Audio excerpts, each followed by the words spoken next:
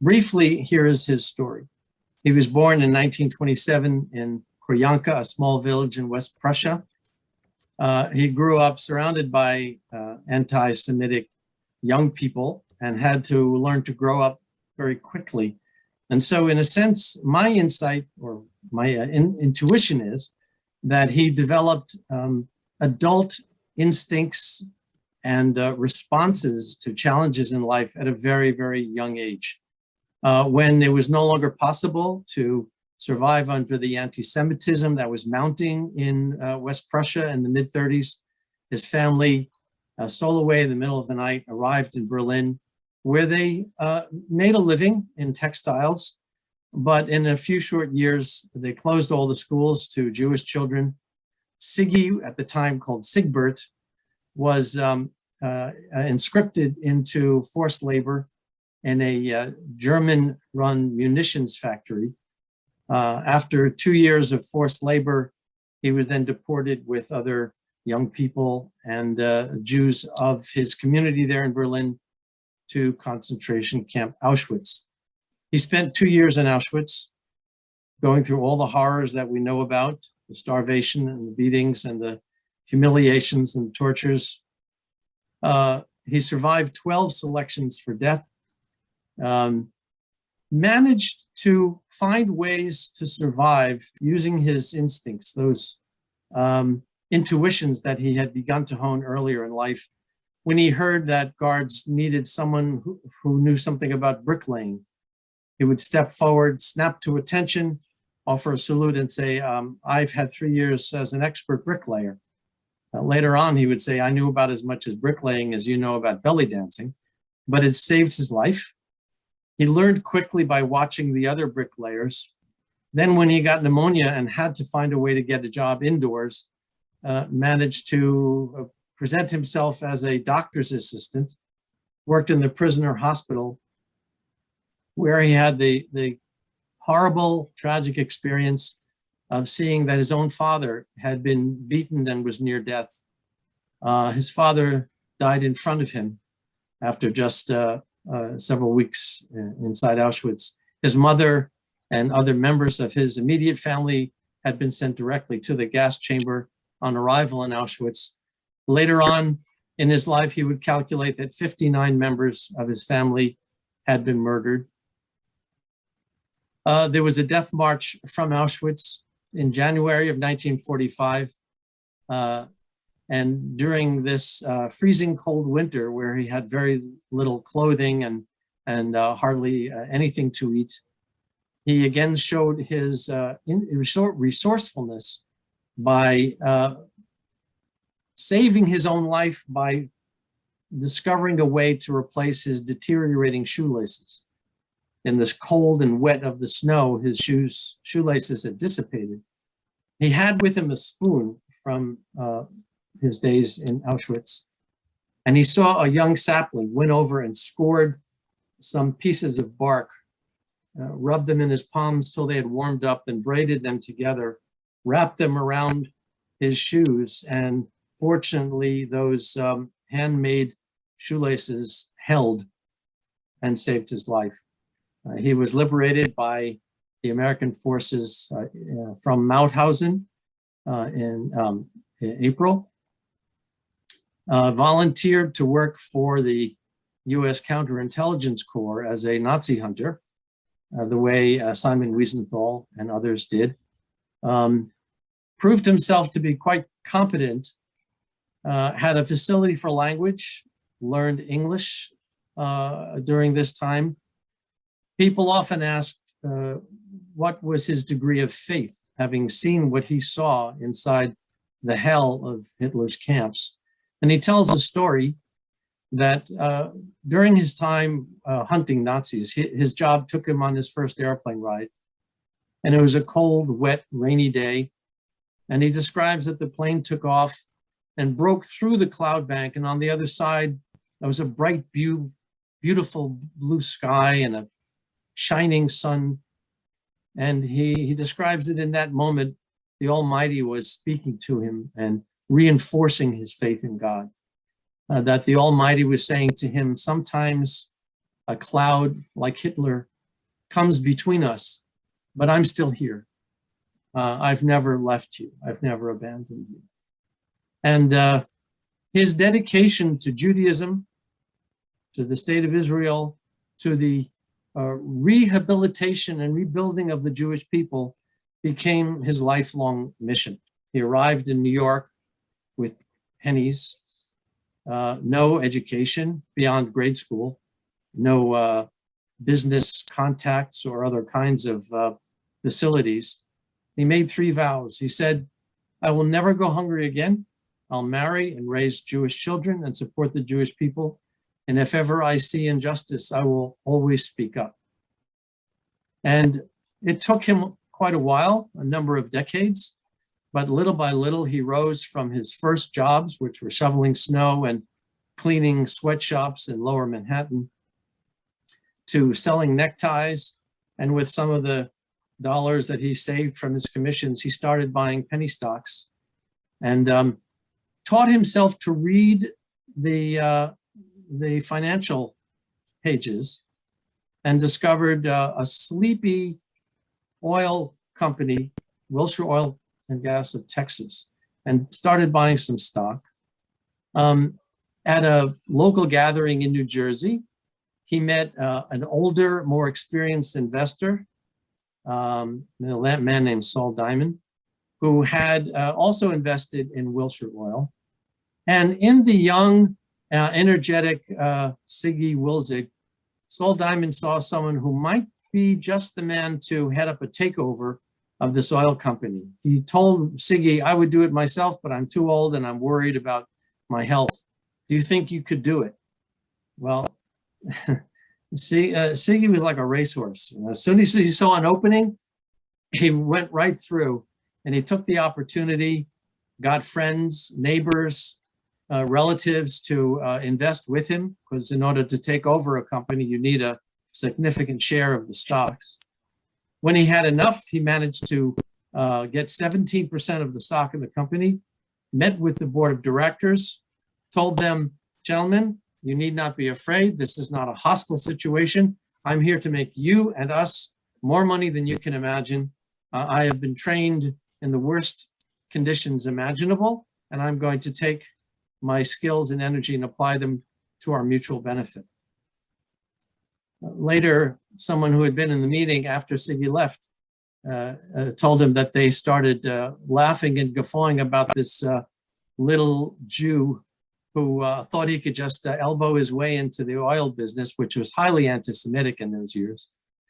But Siggi had an answer. When he walked into a business meeting and felt that kind of anti-Semitic vibration, he would roll up his sleeve and he'd point to the prisoner number tattoo on his arm and say, the last person to try to intimidate me was Hitler. He didn't succeed, and neither will you. And then he turned around, put his jacket back on, went out and succeeded in amassing enough stock to take over the company, brought the company value from a few $1 million to a few million, hundreds of millions of dollars, then did the same in banking and built the Trust Company of New York from its very low rating to I think it was the 3rd largest commercial bank in New Jersey.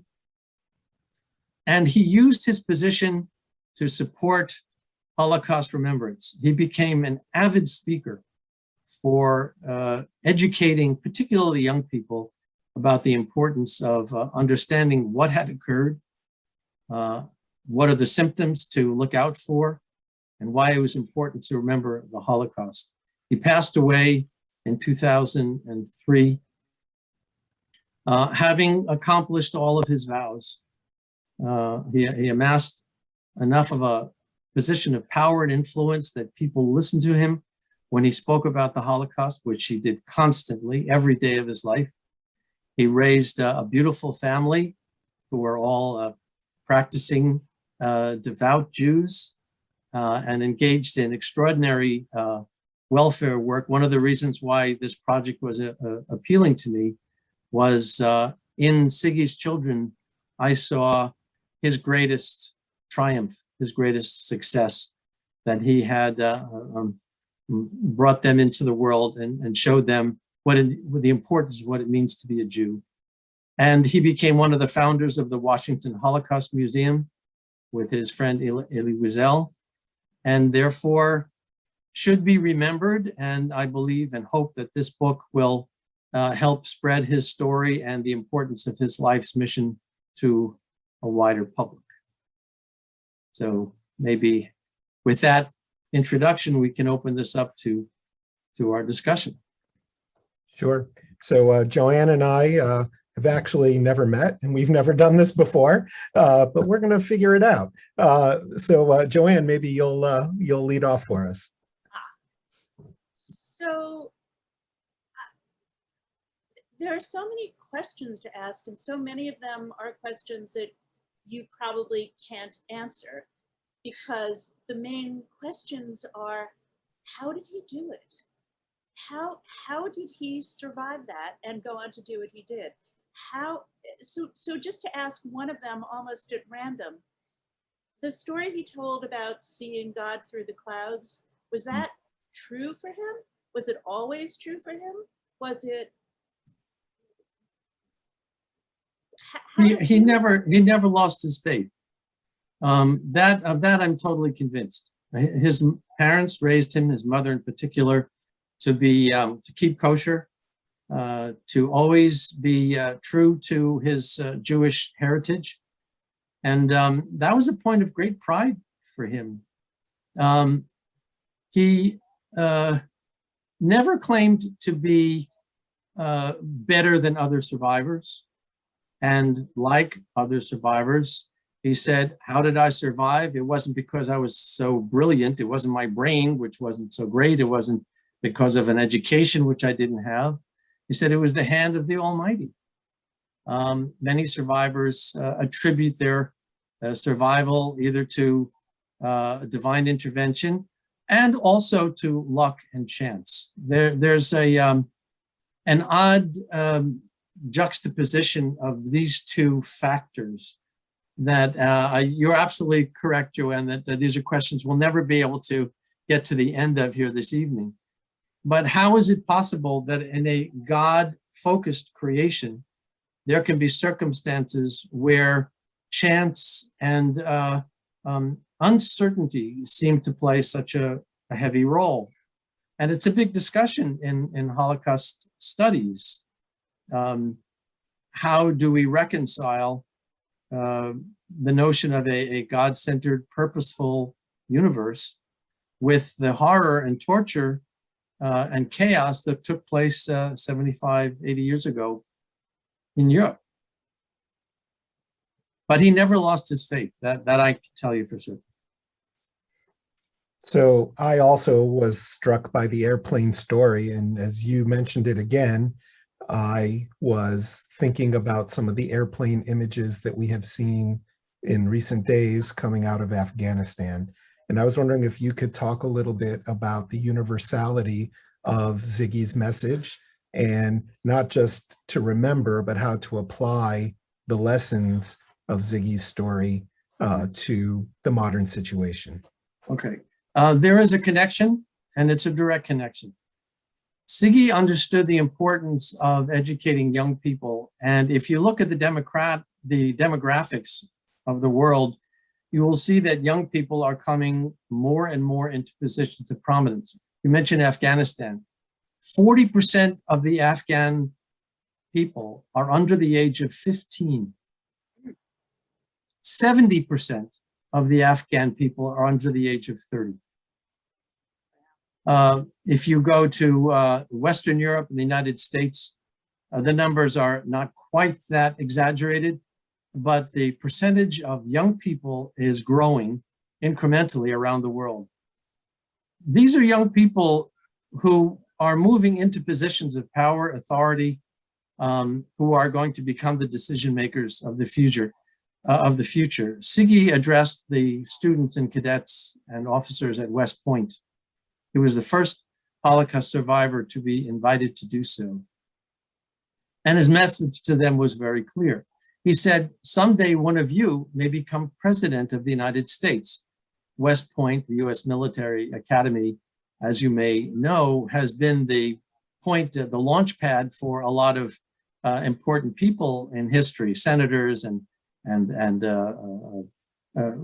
colonels and generals in the armed forces, presidents, congresspeople, and so on. So he brought with him photographs of the stacks of dead bodies piled up like cordwood that were photographed at the end of the war at liberation. He talked about his experiences inside the camps. He spoke very candidly about what could have been done by the US government in terms of bombing the rail lines into Auschwitz and why that was not done. By the time he was finished, there wasn't a dry eye in the house. That they gave him a standing ovation, and a prolonged standing ovation. And one of the young cadets came over to him and said, you know, we have a lot of models here. Models are big here at West Point, models of, different kinds of wartime situations. We've never had a model of the Holocaust before now. And I must tell you, Mr. Wilzig, for the first time in my life, I'm feeling as proud of being a Jew as I am of being an American. So I think the connection here, Rabbi, is that we need to teach the Holocaust, and we need to never stop teaching the Holocaust in schools, in high schools, in colleges, in our synagogues, in community centers, everywhere possible, because this isn't ancient history. And we're at a tipping point here where the Holocaust risks becoming another artifact of ancient history. And yet, if you look, for example, at the film footage of January 6th, you may recall, Joanne, the one person with a sweatshirt with the words Camp Auschwitz emblazoned on them. This is headline news. This is not history. So the connection is really quite vivid. So another question is, when we think about the Holocaust, we learn, I don't know how we learn lessons, but the huge lessons that we somehow or other have to learn, part of them have to do with politics and economics and diplomacy and those larger public issues. Others, I think, have to deal with trauma, something that we've come to understand far more since the survivors were liberated from the camps, and even the refugees came here. We knew nothing about trauma, really, and we did very little to try to help people. Have we learned anything, and would Siggi's life have been different, easier, better, worse? I don't know, but different had he been able to be helped? Wow, that's a very complex issue. Siggi never consulted a psychiatrist. And he wouldn't have, of course not. No, he had his own way of determining his destiny and his place in the world. And the issue is a personal one for me. I almost didn't do this book because of this very issue. I was trained at Yale University at the Fortunoff Video Archive for Holocaust Testimonies. And the orientation there has very little to do with healing. It has to do with acknowledging the power of witness testimony to bring those of us who are not there closer to the experiences of those who were. And it's a dark period of the human past to be studying for such a long time. I really didn't want to do it anymore. When Siggi's son, Ivan, contacted me and insisted that I learn about his father and write his father's story, the more I learned about Siggi, the more I saw another side to survival that I had not been in touch with. There's a controversial area in psychology called post-traumatic growth. It's controversial because it can be seen as a pretext for justifying trauma, that post-trauma there are good things that could could come out of it. But if you study the literature, it describes that people who have been through trauma, some discover a renewed purpose for living. Some discover inner resources, skills, abilities that they didn't know they have. A refreshed sense of interest in enjoying the life that they've been given a second chance of living. And in Siggi, while I don't want to take sides in that debate, I'm not a therapist. I must say that having studied Siggi, having heard his lectures, those that have been recorded, I think we see here an individual who embodied a kind of, I'll use this word advisedly, resilience. He never let bullies beat him down. There was something about him that was energized by adversity. Rather than keeping his head low and bemoaning his fate, he took every situation, looked deeper inside it, just like he looked deeper inside that moment when he had to create shoelaces to save his life by wrapping his shoes with something. He looked for that little glimmer of light, that little possibility, and he would build on that and build on that and build on that. And he was absolutely, I mean, the title of the book really says it all. He was unstoppable. I found inspiration in that. Siggi Wilzig embodied many of the qualities that I would like to have in my own life. Creativity, a wackadoodle sense of humor. He was a very, very, very funny man. Great compassion. He had a heart of gold. He could be unpredictable. His behavior was very quixotic. And there were times when he would yell so loud, people didn't know whether he was going to, smother them with hugs and kisses or throw them out the window. So, he had a very volatile personality in that way. But there isn't one moment in the 7 years that I've been studying this man and writing his story that I found the slightest iota of inhumanity, of insensitivity, of an unwillingness to go out of his way to help others. So that's why I've spent as long as I have writing his story. I think it's an important one that we should know about. So if I can just follow up on that, my hunch is you've had a lot of conversations since the book has come out, and perhaps you've met some folks who knew him, and maybe you've heard some things about him post-publication. Have you heard anything that you wish you could have included in the book, but for some reason, timing, whatever, just didn't make it in? Yes. There have one that you can share. Yes, I will definitely share. I like sharing. There was one story that came in after the manuscript was done that was so good that we couldn't resist. We went back to the publisher and said, "You've got to stop the presses. We have to put this story in." Siggi was one of those rare bank presidents who traveled to every branch. I think at one point, I think it was up to 100 branches of Trust Company of New Jersey. He would visit every branch. He knew all of the bank managers by name, tellers, and he wanted people to know that the chairman, the president, and the CEO of the bank was accessible to them. And that's how he built his banks, was one customer at a time. He was very proud of that. It wasn't through mergers and acquisitions, but it was by being personally present and giving people the attention they deserve. So here's the story that I was told after the manuscript was done that was so good we had to put it in.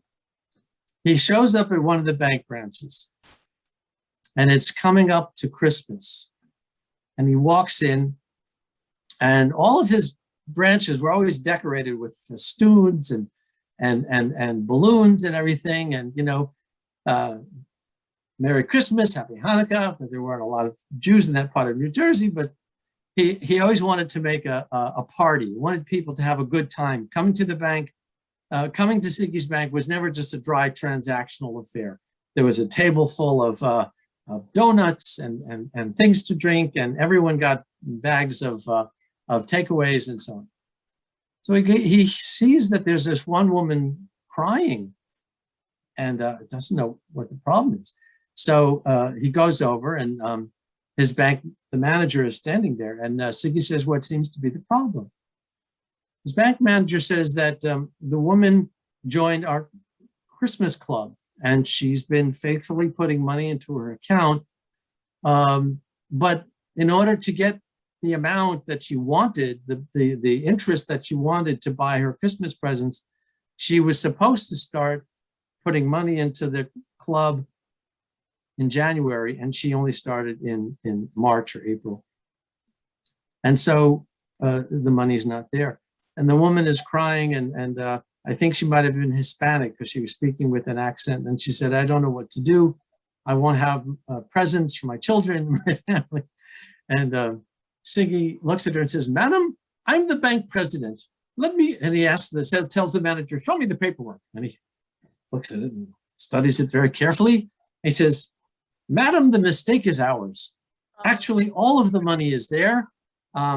Go to the window and collect all of your funds. Everything is there. You will have everything you need to buy your family their presents at holiday time. And she gives him a big hug and runs to the teller window. And Siggi's signaling to the manager, give her the money, give her the money. So, you know, Siggi's daughter, Sherry, who became the new head of Wilshire Oil, described for me once that he was generous in ways that you never learn about in business school. These are not things that you're taught, this is how you build a business. Right? These were intuitions and skills that he had somehow naturally as a part of his nature. And there were times when he would take risks. He would make loans to Jewish communities in New Jersey, for example, that had absolutely no collateral, no guarantees of being able to repay a loan, but they needed the loan to build the community, to build a mikvah, whatever it might have been. And Siggi did that. And I think it might have been, it was a Passaic, one of the towns in New Jersey that he helped to grow into one of the most flourishing, thriving Jewish communities in the state. So yeah, so there were stories that that one was too good to miss. That one we had to put that one in the book. You had a very nice publisher also. Yes, very understanding. So also, one thing you said that Siggi didn't have any education. I assume you meant formal education, because he certainly had a huge amount of life. Oh my goodness. So I was wondering, why did he try and succeed in such anti-Semitic industries? What was there must have been Right. ways to make a fortune. Sure. You know, oil and banking were not favorable to the Jewish people in the post-war years, that's for sure. How did it happen? I don't think he set out to intentionally pick the most anti-Semitic industries in post-war America to build his business empire. I think, you know, fortune just led him in that direction. Meeting Saul Diamond at that gathering in New Jersey and being made that offer to head up a takeover of an oil company. He took the opportunity and ran with it. Then when he realized to expand this oil company, I need a lot of cash. You know, oil companies require a lot of cash because there's a delay between the time you seed a well and you know, dig a hole and see whether it's going to be fruitful or not, and the time it starts to actually generate profit. So there are certain tax incentives that the government allows, and one of them is that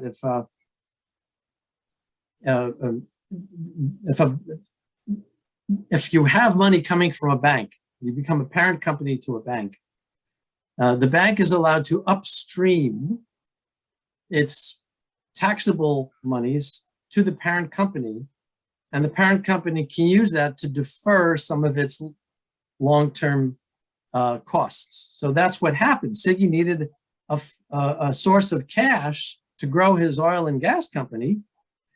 I hope I'm doing the right job explaining this. I don't have any formal background in business, so I can help you, my John. best. Okay, thank you. So he went after to Trust Company in New Jersey because one of his advisors at his law firm said, banks have a lot of money. Why don't you go get a bank? That's how he went in after Trust Company. It wasn't that he was seeking problems. He wasn't he wasn't looking to put himself in such difficulties. But nonetheless, this is the point. Despite that, despite having taken up a challenge in such harsh conditions, he overcame them and succeeded beyond anyone's wildest expectations. So I noticed immediately upon starting the book that you didn't start at the beginning of his life. You started when he came to America. And I was wondering if that was a conscious decision on your part or if it was a subconscious decision. And so if it was conscious, why? And if it was subconscious, what do you think? Right. Well, the other hat that I wear is as a filmmaker. And I confess that there was a certain kind of foreshadowing device that I wanted to use in the opening of the book that would draw readers in. And that image of him arriving in America and seeing the Statue of Liberty against the bright, snowy background of New York in 1947. Which I believe is over your shoulder. Yeah. Right? Is that not it? Right behind you, that's right? actually a photograph of him on the boat coming over from Europe. It struck me as a powerful image, of the immigrant experience. It kind of embodied something about, most of America is connected to an immigrant background in one way or another. And here was someone who embodied the immigrant experience. And he was so proud to be an American as well. He never failed to thank his American liberators and the opportunities that he had here in America. There was one student at a program he gave who asked him, could you have done what you did anywhere else in the world? He said, absolutely not. He said, only in America is this kind of opportunity possible. Is this kind of success for someone like me imaginable? So that was the idea, was to bring people into this image of someone arriving in America and then fulfilling a promise he had made to one of his a friend of his from Auschwitz, that he would find his friend's parents and tell them the story. And so that was a perfect literary device, if you will, for getting readers into the background of his life in the war years. It worked for me. Okay. Good to know. Good to know. So talking about literary devices, the book has a real arc in ways that people's lives often don't. Of course, people's lives aren't usually as dramatic as his, but the end was sad. And there were scars from his, non-childhood, non-adolescence that got in his way and in the end alienated him from people. And that's true too, isn't it? I mean, that he could push it off only for so long. Joanna, if I understand your question, Which was not clear. I think you're asking about Siggi as a survivor, which was his primary self-identity. He didn't fashion himself first and foremost as a businessman. He didn't fashion himself first and foremost as a banker or as an oil magnate. His first sense of identity was as a survivor.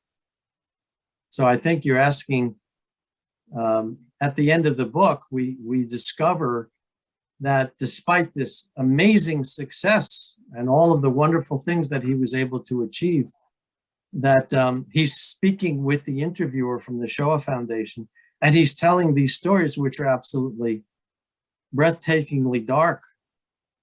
And how do you reconcile those two parts of his nature? Is that what you're asking? I'm thinking more about how he was alienated from his wife, he was distant from his friends, that there was just so much trust. I don't know what it is, but it was, he had accomplished so much, but there was so much sadness, it seemed, at the end. Well, so far as his relationship with his wife, it just reached a point where he was so committed to his work and his business, and his wife Naomi had been such a support throughout all of their marriage together and raising children and so on. She wanted and was entitled to a life of her own. So she went off and found her own interests, became an avid art collector, and they continued to raise their children together. You know, I think there's a right way and a wrong way to go about everything, including separating. If you have to separate, it can be done without rancor. It can be done without anger and hostility. And that's my sense of things, that this was an amicable parting of ways, so that they could continue to grow, he and she, on their separate paths. And the isolation that you're referring to, I think in some measure that was just by dint of the fact that he was struggling with cancer, which eventually took his life, and was under the influence of very heavy medications that were not the most favorable condition for being the kind of vivacious, sociable person he had been all of his life. So that was only in the final stages, though, in the final few months when he was diagnosed with incurable cancer. And thank goodness his son Ivan succeeded in convincing Steven Spielberg, whom he tracked down at a gathering, a charitable gathering in the Hamptons, to send people to record him before it was too late. He said, you know, Mr. Spielberg, I know you've stopped your videotaping, but you have to make an exception. You've got to interview my father. He's the most articulate survivor you will ever record. He's friends with your associate, Elie Wiesel. You know, his rabbi's son is married to your sister. He worked every possible angle he could, and convinced Steven Spielberg to send a crew to record Siggi. And in those final months of his life, despite the influence of these heavy medications, I think this is worth mentioning, he found the wherewithal to come out with things that some of these stories he admitted never having told in his life ever before. For example, he described that he never left home without two things: 2 pairs of socks and a safety pin. His family never even, his children didn't know that. They admitted not having known that was how their father dressed in the morning. He said 2 pairs of socks, because if you're on a march, a death march, or if you get even the slightest splinter in your foot because you don't have enough protection, your body doesn't have the resources to fight off infection, and it'll kill you. And a safety pin can save your life, because if you're in the camps and you don't have a belt, it'll hold your pants up. It'll help you in so many ways. So he came out with these memories that he had never told before. And even there's one, I guess I should mention, that was shocking, that he admitted having to live with the thought that maybe he helped kill his father. Because when he was acting as a doctor's assistant in the prisoner hospital in Auschwitz, he found his father there. His father had been beaten terribly and was within inches, just within a day of dying. And the guards forced Siggi, as the so-called medical assistant, to pass out a vat of potatoes. And what he didn't know is that the potatoes had been laced with poison as a way of getting rid of all these sick prisoners so that they could make way for other prisoners to come in. And he shared that memory of passing the potatoes out, including to his father. So my point is that even despite all of these hurdles, he always wanted his stories to be told. He wanted his memories to be captured. He wanted you and me and everybody here in this gathering tonight for the Summit Library to understand what he had gone through, to understand that it touches each of us. It's meaningful to each of us. He would say, don't think that because perhaps you're not Jewish, that therefore this doesn't concern you, right? Today they come for the Jews, tomorrow they'll come for some other minority, some other vulnerable group of people.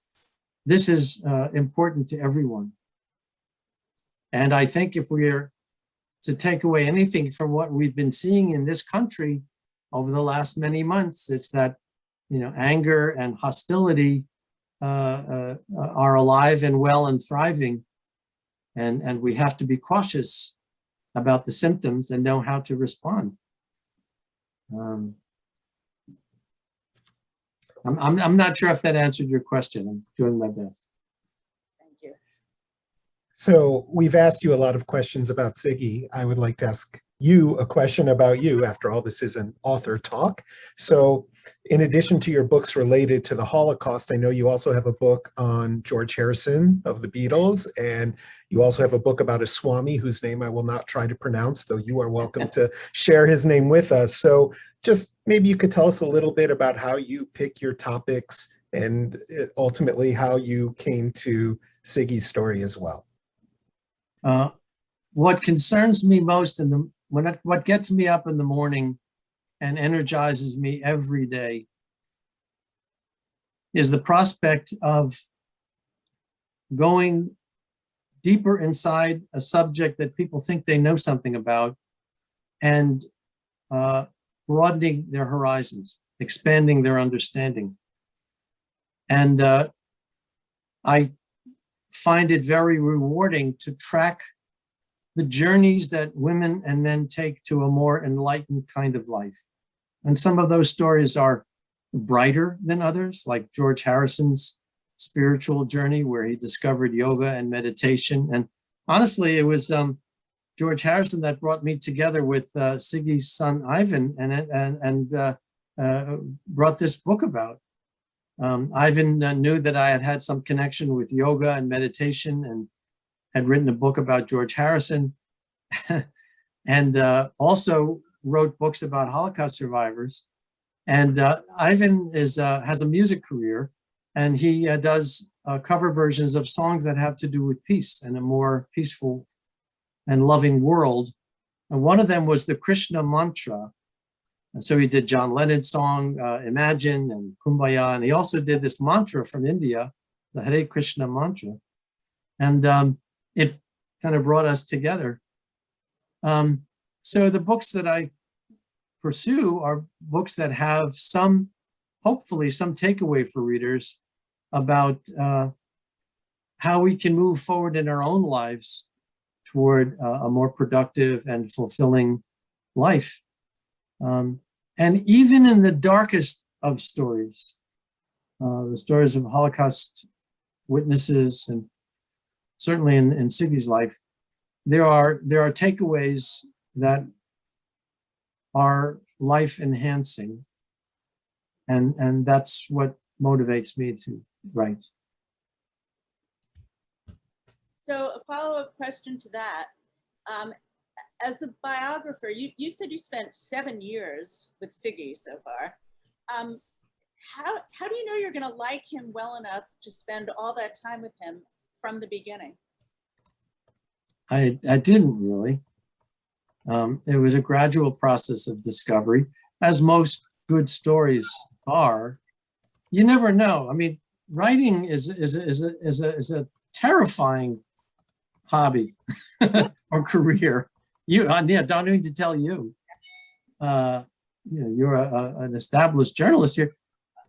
You don't always know where a story is going to go. You trust your instincts that there's something worth telling here, and then you do your research, and then you start pinning the pieces together. This one fits with that one, And eventually the story reveals itself. I think the good writers I know understand that.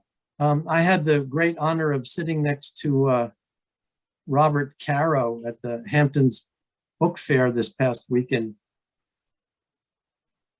And he talks about writing biographies of Robert Moses and Lyndon Johnson. And here's someone who will dig into boxes and boxes and millions of pieces of archival material. You never know where you're going with all of that.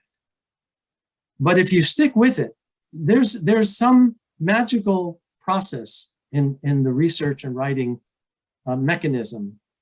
And for example, with Siggi's story, it started out with 600 pages of transcripts from his testimony for the Shoah Foundation, with transcripts of lectures he had given elsewhere for the Livingston Synagogue and so on. And the thing, I guess, that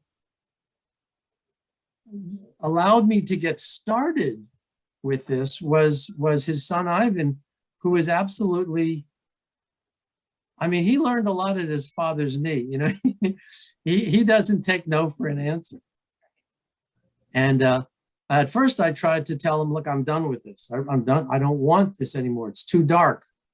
I've written enough biographies of the Holocaust. I'm finished. I just want to go toward the light. And he scolded me. He said, my father was the light. He was a beacon of light. He was a torchlight for every immigrant who ever came to America.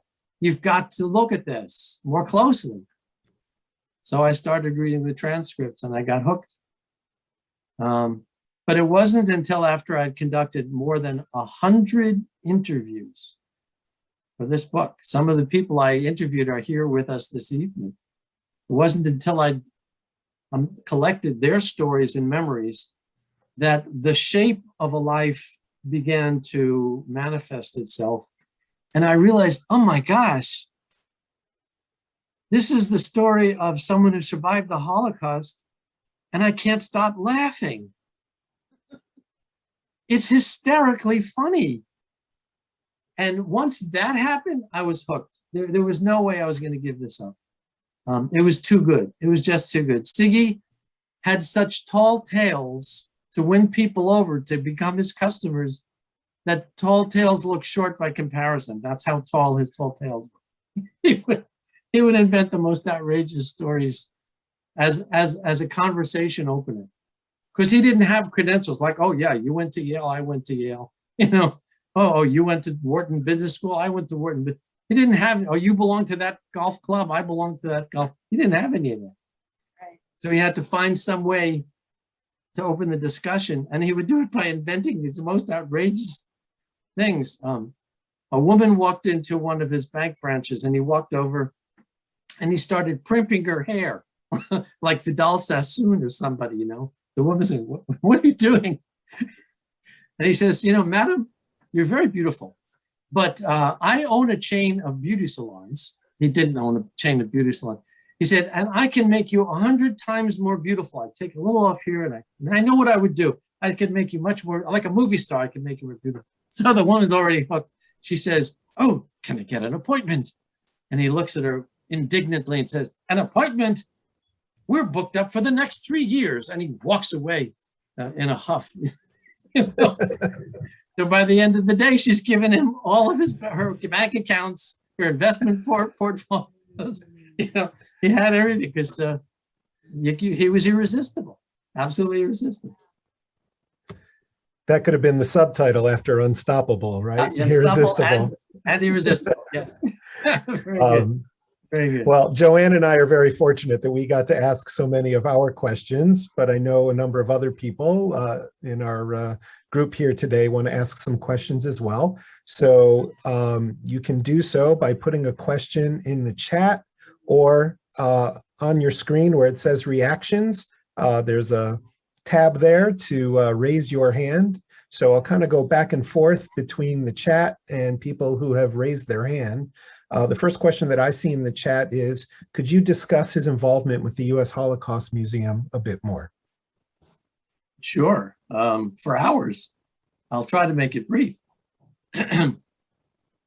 Elie Wiesel was appointed by the president to create a permanent memorial to the Holocaust in Washington that would elevate the standing of the Holocaust in American history to a place of prominence.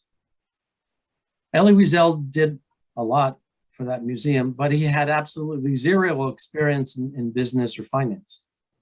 He had met Siggi and Siggi's wife, Naomi, on vacation in Miami and brought him in and said, I need your help with this.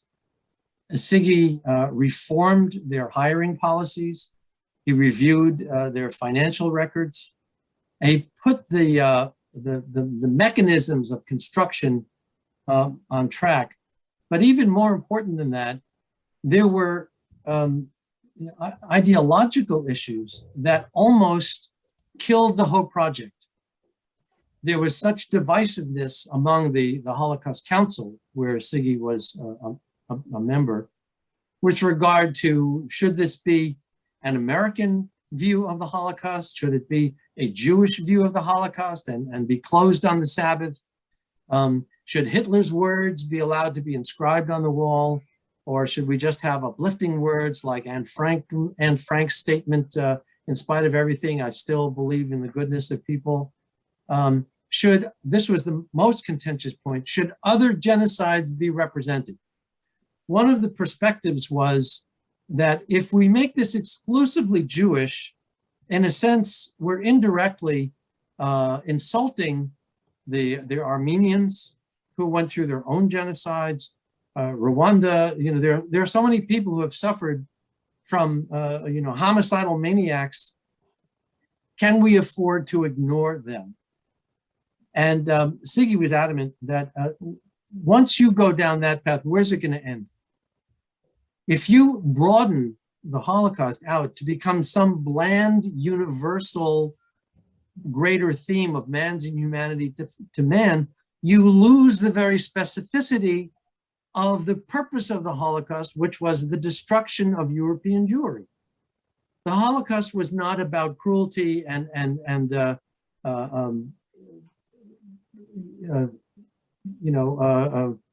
being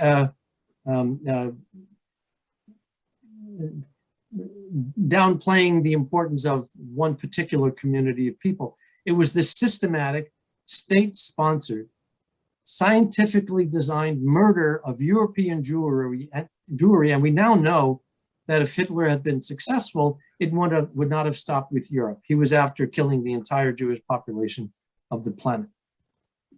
So Siggi, thank goodness, was able to convince the other council members to make this what it was intended to be, and that is about the Holocaust, which is about the destruction of the Jewish people.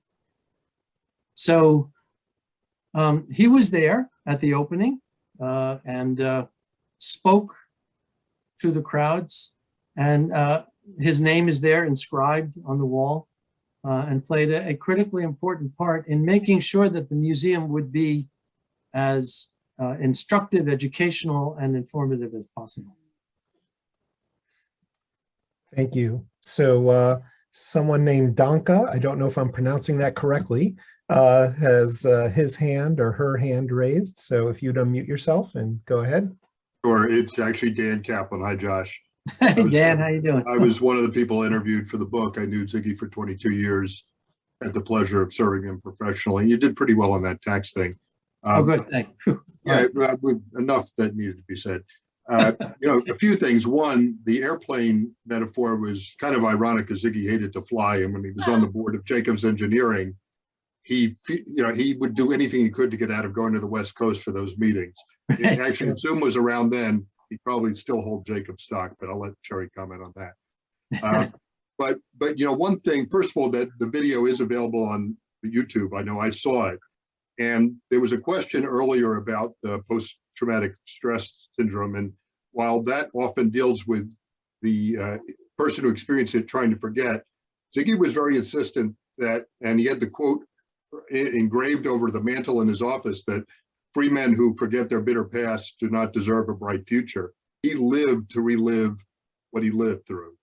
And while he said, I think in that video, that he experienced nightmares all the time, and again, I don't think he actually slept, but if he did sleep and he had nightmares, I think he also said that he would not want to not have those nightmares because he would not want to forget all the details and pass them on to the next generation. So every opportunity he had to relay the stories, particularly to young people, he did. And I'm a richer person because of having known him, I'll tell you that. Well, we all are. Thank you, Dan. That was beautiful. Is Sherry, so you mentioned Sherry. Is she with us this evening? Privately, Oh, well, I hope if she feels like it, I hope she'll join the discussion. She has much to offer. So someone in the chat said that Unstoppable is now among her must-read books. What are some of your must-read books that could, sort of shape people's views of the world and change them? Goodness gracious. You're putting me on the spot here. Mike. Not me. Not you, someone else. I get on jags. Sometimes I have to break away from all of the heavy academic stuff that I'm reading about the Holocaust, or, about the history of this or that. So I'm a big Lee Childs fan. The Jack Reacher series. That's great. That's really good quality junk literature right there. So I love those books. I love good, good nonfiction. I mean, good history. Let's see what's on my bed table currently is I never learned enough about the American Revolution, so I'm going back and rereading some of the classics there. I also love inspirational books. I do practice bhakti, which is devotional yoga, and I chant mantras, and I have my spiritual practices. So I'll read books that are nurturing to that side of my life. I find that's important. I think a balance is critically important. I mean, if you are able to balance your life, Siggi did. I'm sorry, I'm not avoiding the question, but everything that people ask brings back a story about Siggi. In order to get away from his nightmares, he wasn't a big reader. Siggi did not have a stack of books on his night table waiting to be read. He loved nature. There's a hotel, I'm going to forget which hotel it was now, in Phoenix, I think, Phoenix, Arizona, that had 20 some odd acres of sculpted flower gardens. And he loved going there just to be in nature, just to look at the beauty of the flowers and the landscaping, because he had seen such ugliness and such darkness and despair that he needed a hyper real encounter with the beauty of the world in order to balance his life out. So that was one way that he dealt with that. And for me, it's reading sometimes stories that are just very poetic. I like poetry. I'm not going to start promoting particular books just now, but I'd say it's a balanced menu. Great, thank you. I'd like to invite Marv Pincus to unmute yourself. You've been waiting.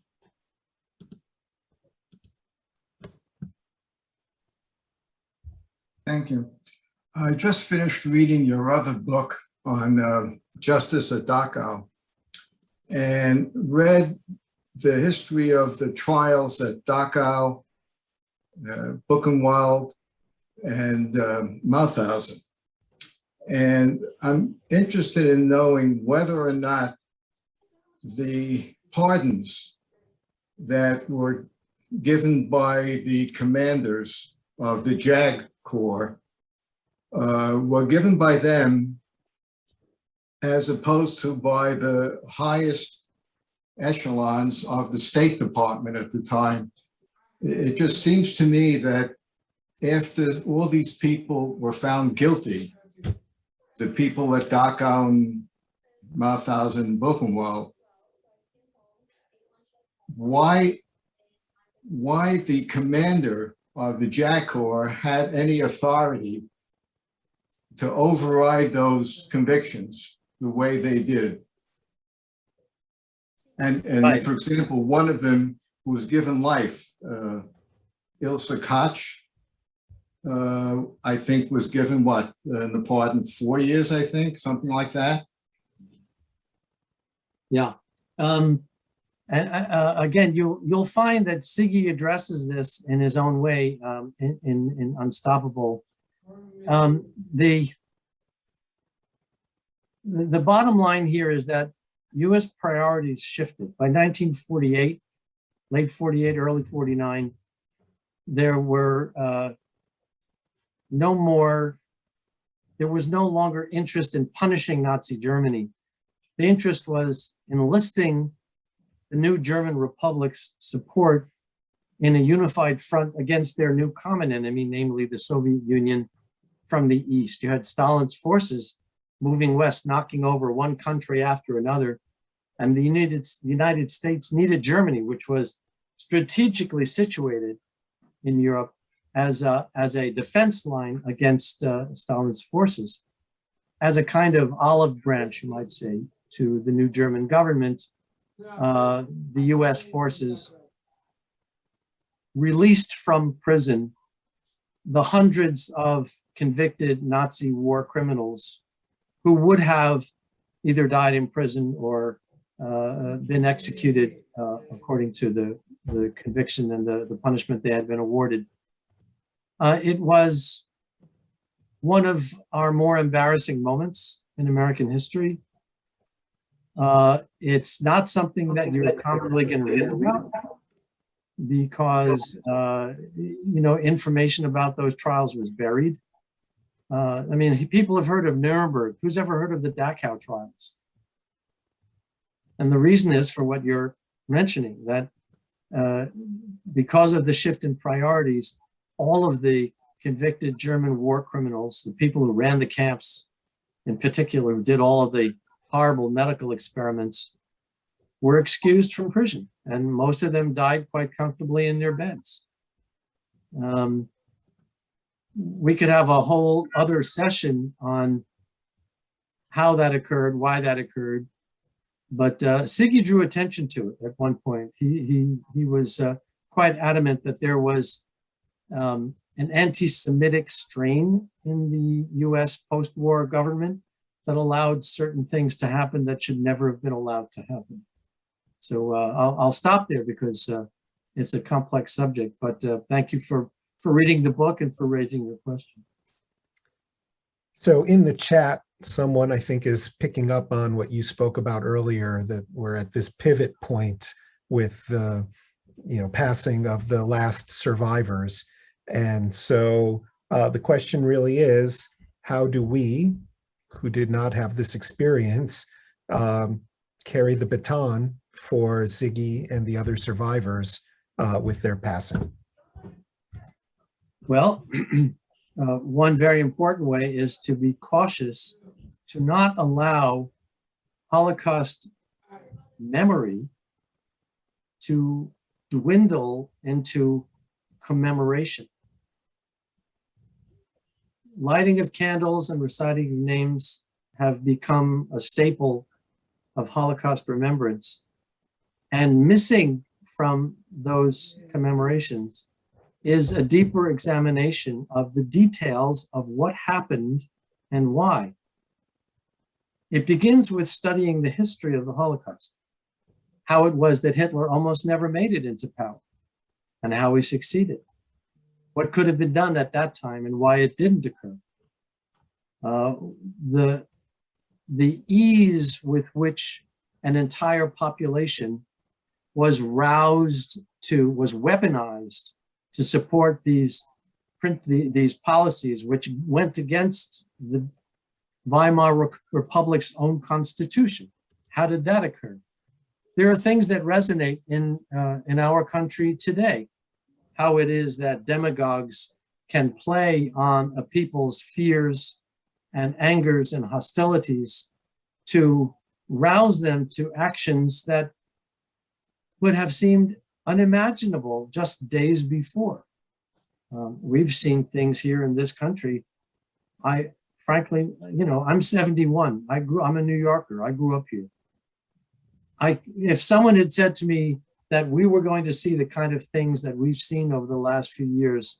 When I was younger and in college, I would have laughed in their face.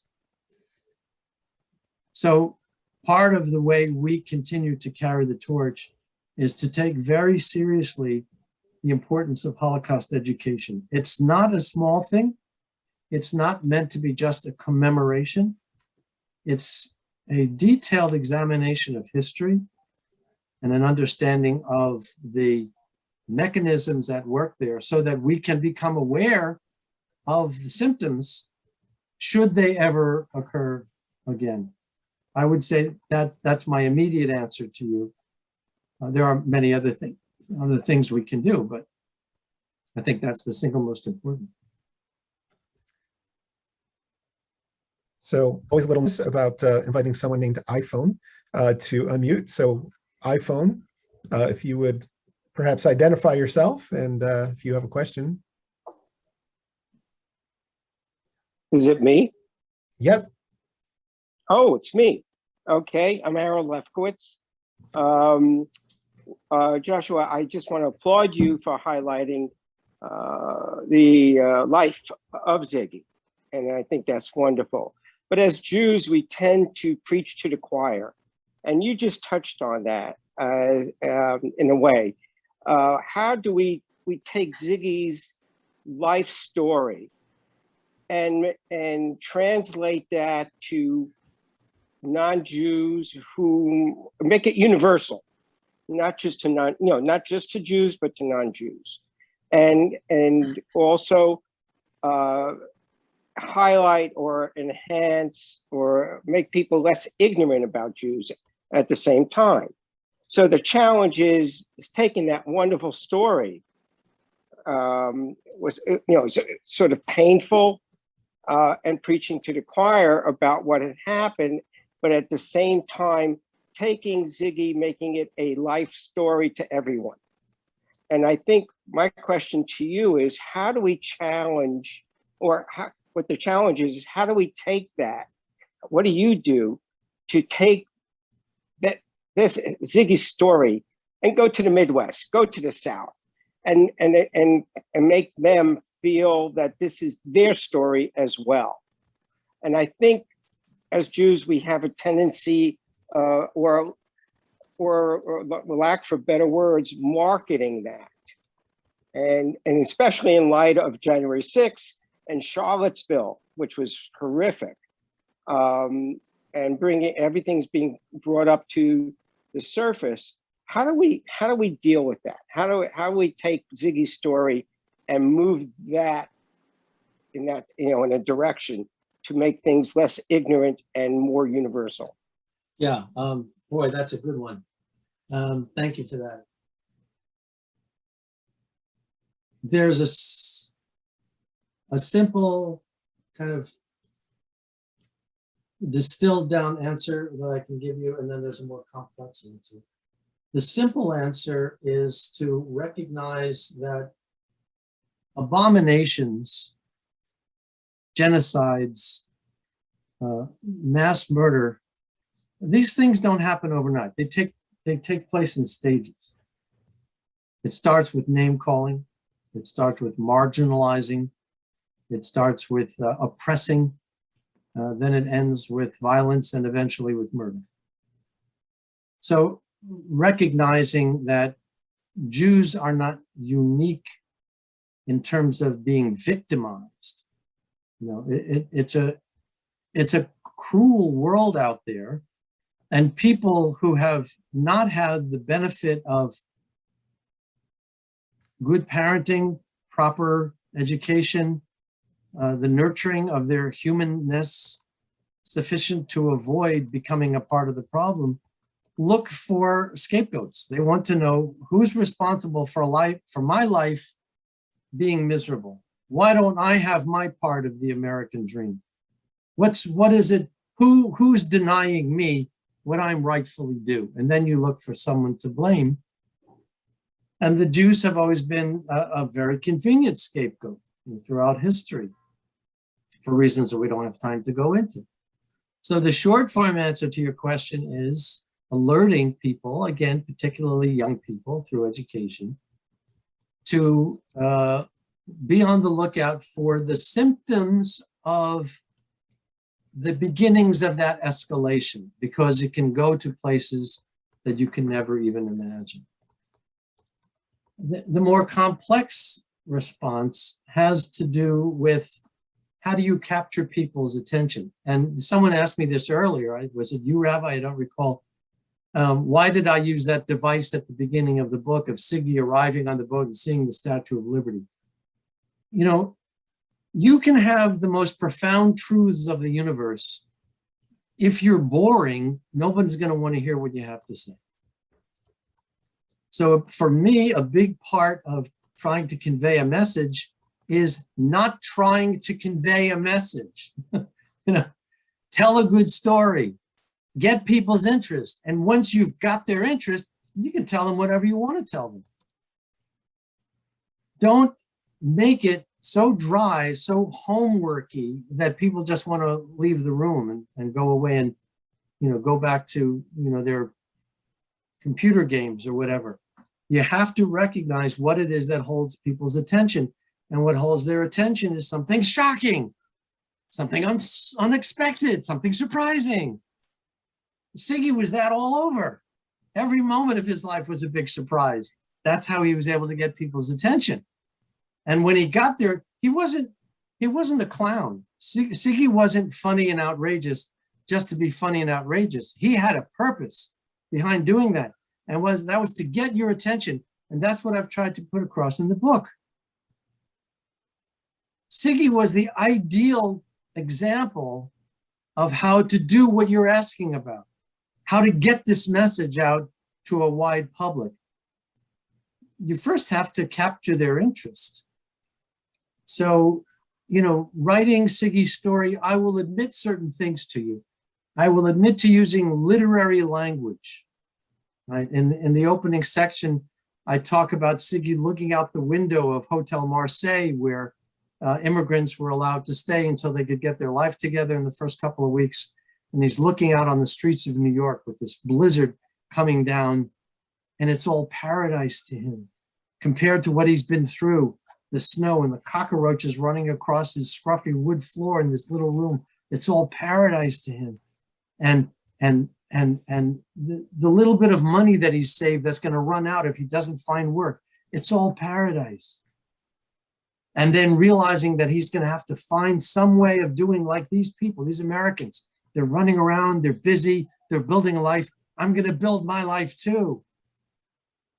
And he's getting this, at this early stage, these ideas of, you know, out of the rubble of his life, out of what was left over, the little bit that was left over after Auschwitz and Mauthausen death marches, he's going to build this edifice from which he can help energize the Jewish people again. I'll admit that was intentional on my part. I want to grab you by the throat and get you to understand what this man did and why, because then maybe you'll listen to the message that he had to say, that he had to give you. So I think the bigger issue is, how do we package this, if you pardon that phrase, how do we package Holocaust awareness in such a way that people who didn't have a grandmother who died in Auschwitz will have interest in it? And that's worthy of some discussion. So I think we probably are out of questions. And just thank you so much, because, you know, you did exactly what you said you were going to do. I read the book and I came away with such an understanding of both the highly, extraordinarily specific person who you called by his first name throughout. And I noticed that because biographers have a choice with that. And you clearly called him Siggi because you never got to meet him, but you absolutely knew him. And you actually got that across incredibly clearly. The charisma and the passion and the occasional scariness and the gruffness and the extraordinary complications that this man had. You got all of that across. You talked about how he was short repeatedly. As someone who is short, I really like that very much. But this feeling of a real person who would have been a force even had he not been a Holocaust survivor, but who was an extraordinary force, mainly, but not entirely for good, because he was a genuine human being. And that probably is the most important thing to get across, right? That he was a real person and a real human being. And that's what we get inspiration from. So thank you so much. Thank you, thank you, thank you from all of us, right? Thank So- you. Thank you, Joshua Greene, and thank you, Rabbi and Joanne, for making it a great program too. My pleasure. And Thank you all so everybody. much. And read the book.